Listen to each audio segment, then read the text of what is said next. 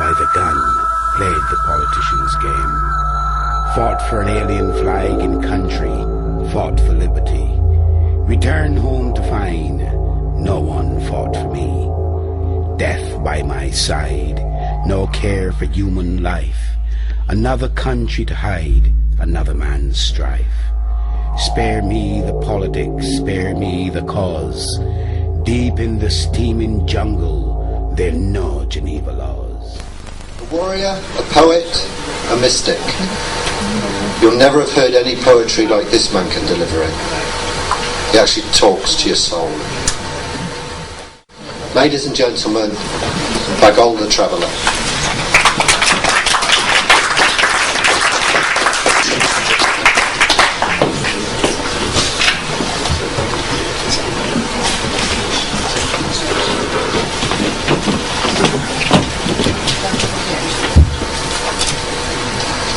1, 2.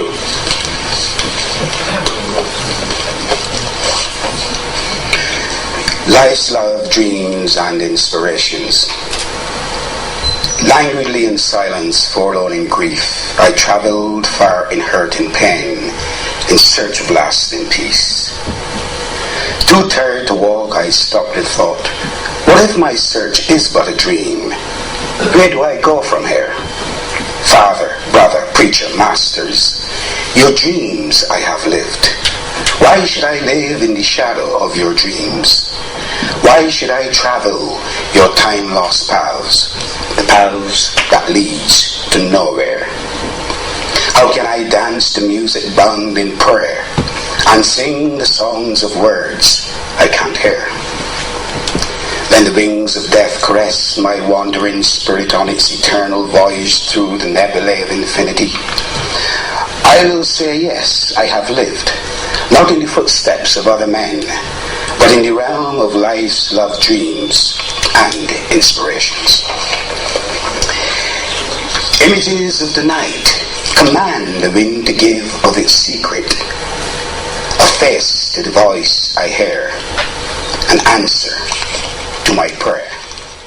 I cannot, under any circumstances, ignore those unexplainable phenomena, or whatever you call them.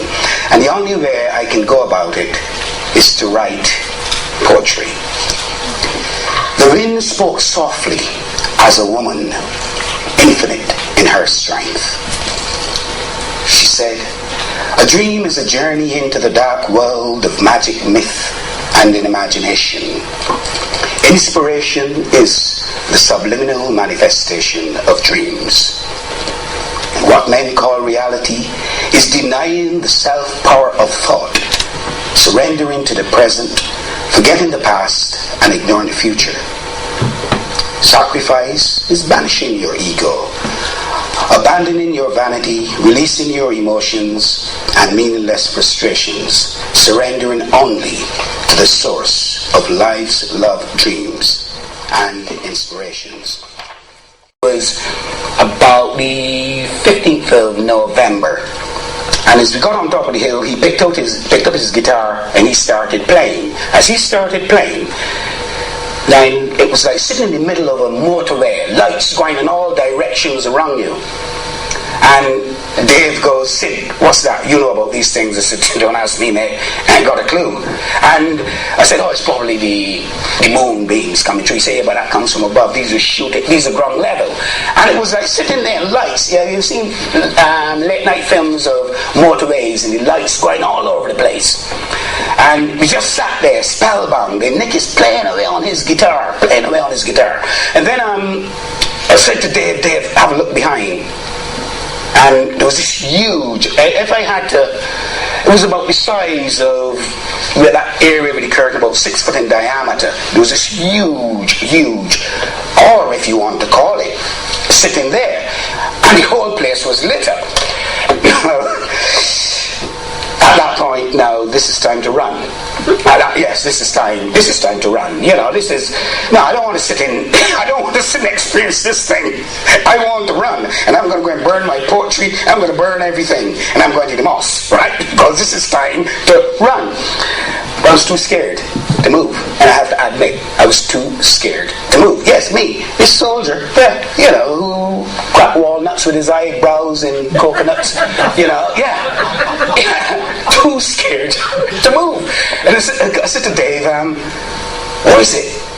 It's a badger. It's a badger.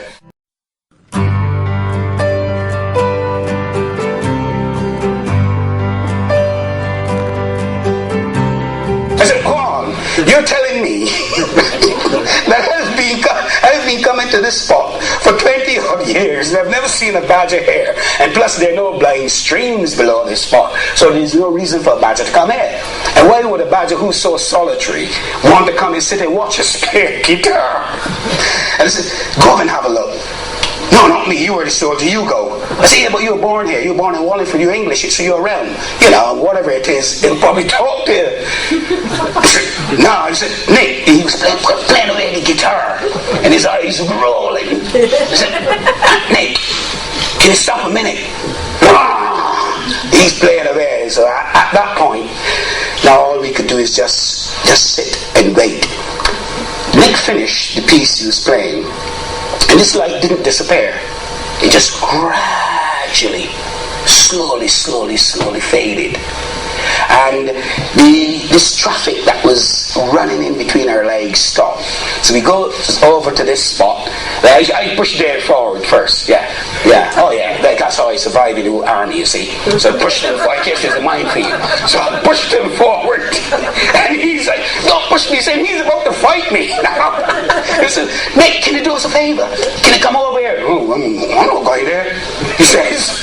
So we left it. The following day, we went back to this spot.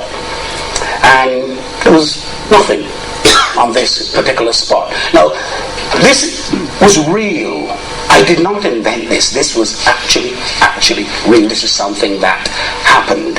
Now, when I met Ellis, he opened, and just recently, actually, last year or this year, I can't remember, just before Christmas, I refer to him as the perpetual youth. He then started opening my perception of all these various things, because this is the first time I've been to something like this, because in my world they're cranks, and that is the truth. I'm being honest. In my world, they're cranks. But then I realized one morning I woke up to find myself being a crank also. But then you get ostracized by your peers, and people say, you're going mad, you should get a job, you should go to religion, you should do this, you should do that. But when you walking down the road, you're walking through the woods or something, as you say, in here, in this present room, and you start seeing these things and you don't know what they are. Now I can journey, and I can journey into any realm I want to journey into, but I refer to that as the art of the artifice of the imagination, because you don't go anywhere. You go there in your head. So that's how I refer to it. But when you have something that you can feel you want, you take your jacket off, it's winter, and you're sweating in a wood. You explain that. Mazalea, that lost mystic queen, came out of the mystic and shared my dream. Out of the dark where deep slumber ends, from the valley of shadows beyond life's realm. Men say her kisses are laced with the bitter sting of death, her black heart the magma from deep within the earth. But I know she's my mother, nature's child of night, spirit of the forest, where the source to life is light. She speaks to me in silence, her voice charged by the wayward winds, whispering songs of enchantment. Earth, as she cries from deep within. She cries. I feel her tears. It's the only time I cry, because I feel earth. If one of my relatives die or something, I don't shed no tear. I just go along and hope you have a damn good week, and there's lots of good rum and some good food to eat, because that's life, and that is true.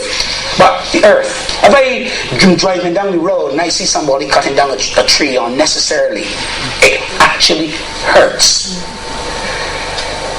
I am the cedar that stands apart from all the native species. When times are hard and census bears, the axe will fall on me. Not because my aged torso is so desired that I be preserved as an aegis of posterity. No, it's because on which our soul without a soul sees me as prosperity. But getting back to Mazalea, that mystic queen that came out of the mystic and shared my dream. Thrones, cherubim and seraphim, first triads closest to God, are but conjectures of intellect where man hath never trod. Elements of Mother Earth is the first triad closest to life. It's where we will find the answer, not some ancient manuscript written by men of war and strife. In our awakening we will find life's pleasures in open hearts.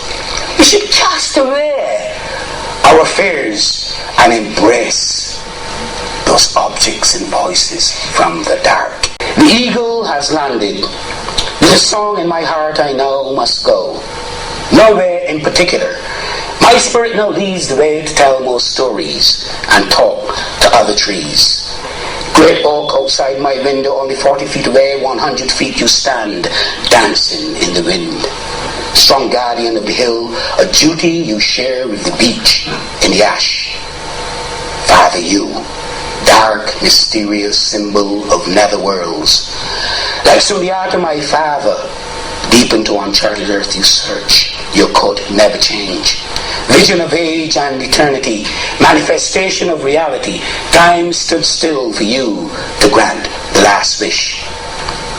If only the laburnum person on the precipice could talk, a tale or two she would tell of broken hearts, final farewells, the last wish, lilac sweet scent in May, aroma of life's long lost love. From my window above I watched in silence as the two slender brown torsos standing together in one shadow over virgin snow.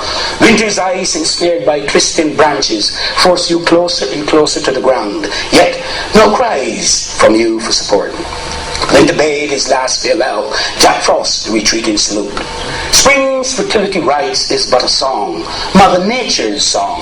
I heard the news one morning the first week in May, green leaves are coming, good news for the lilac bush. Summer's bloom approaching, good news for the lilac bush. Tree of hope, my lilac friend, this summer's bloom will forever be on my mind.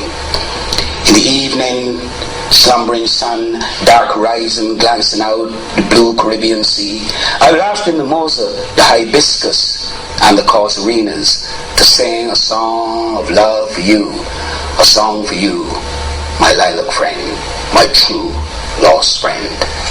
How am I doing now? Another 10 minutes. Now. Okay, oh good. Here. Now, Otherworld, the light that turned, the same thing, the orbs that turned to a woman again. I don't know where to do. Maybe I've got some deep thing in my head about light turning to women. Maybe I have this dream that my woman is going to get out of this sky, this perfect woman. I doubt now. But I saw her in the springtime when bluebells greeted the month of May. Like the petals of the dandelion, the wind blew and she floated away. Come into my enchantment. Come into my world just for one day. Two wandering spirits free to be free. Secretly, I want you to stay. Although I called her, closing my eyes in breathless fear. If I reach out to embrace you, would you just drift away? That night in deep slumber she drifted onto my dream state plain. She was dancing in the meadow near my internal sanctuary, near the place where the river bends. Where the river bends is where my heart belongs. Where the river bends is where my love is strong.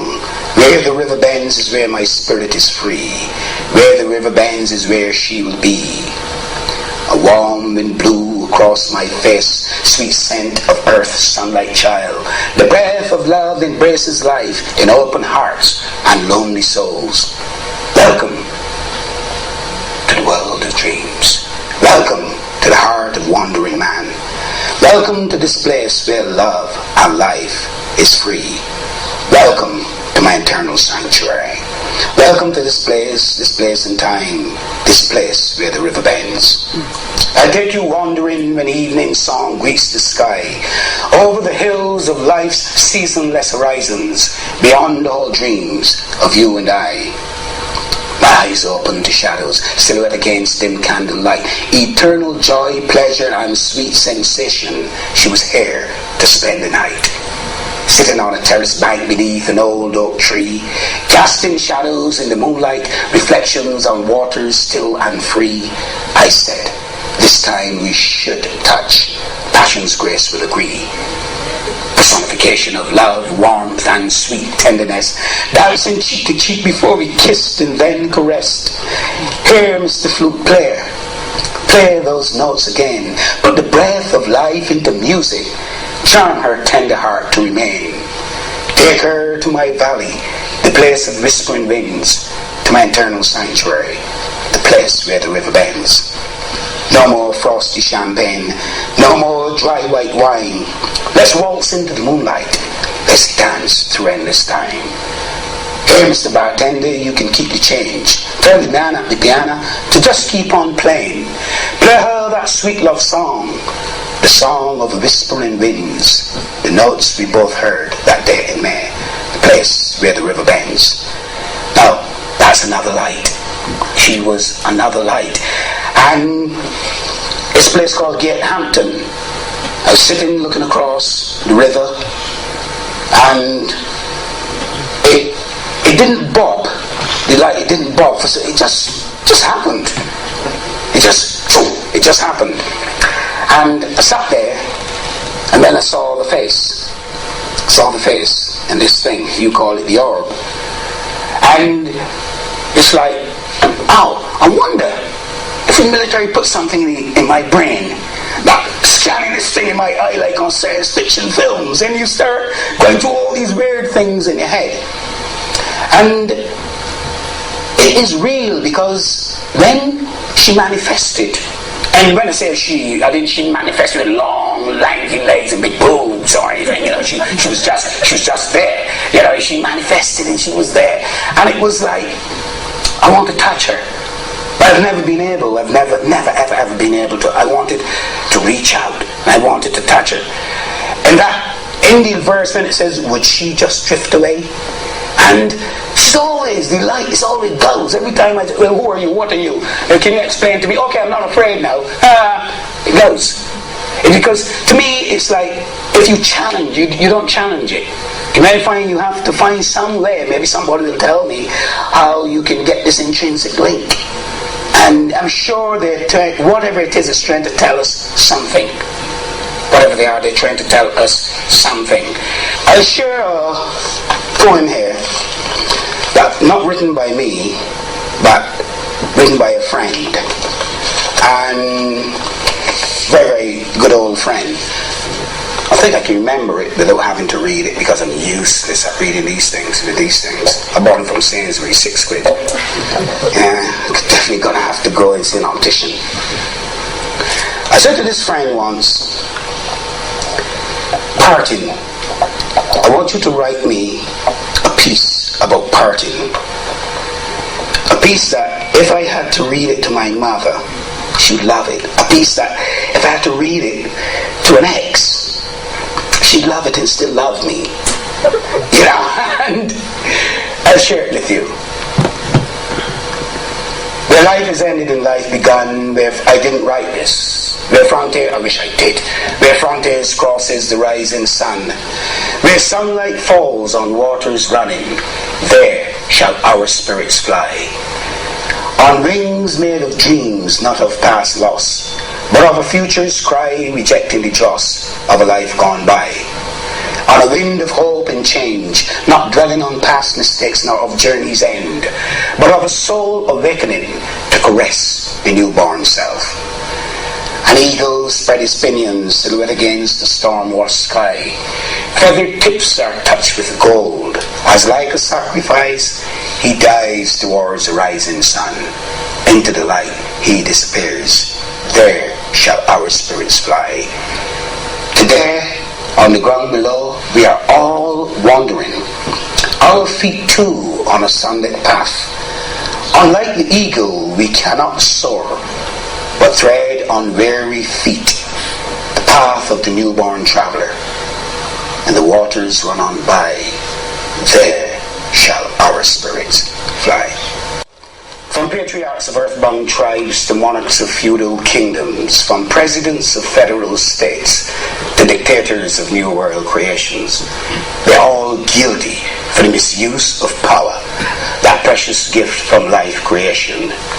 When man began the journey enjoying the march of time, power and strength and wisdom was man's to escape the slime. Countless moons, shadowed suns, passed by his unlit cave. He emerged to light, gift of the fires, earth, molten heart ablaze.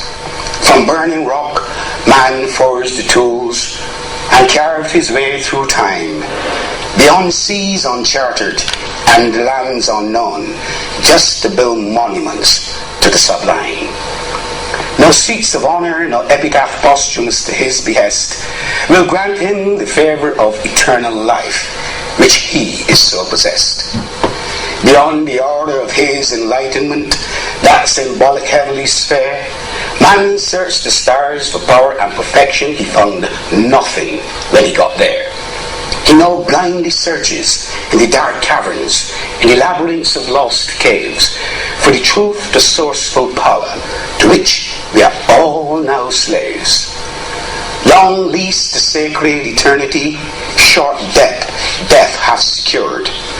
Hope for the fearless faithful is life's trials endured. When time stands still, like waters frozen, man will awake and see. The way to begin the new beginning is to set the true power free. Woman, earth, mother, giver of life. And as our world revolves, different worlds collide. Good to think we could put the past behind, start a brand new way, leave the hood behind. Thank you.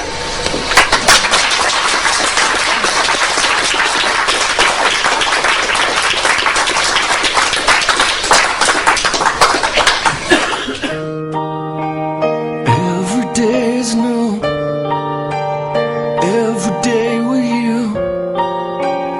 Everything we do is for the first time. All of your funny little ways make me want to plant a maze that we could visit when you're grown. But there's a chance I won't do,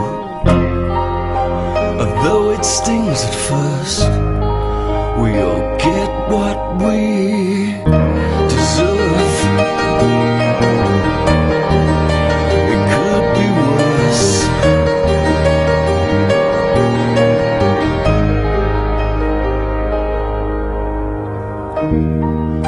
This maze could be designed based on an ancient Celtic sign, with walls and floors so high and wide.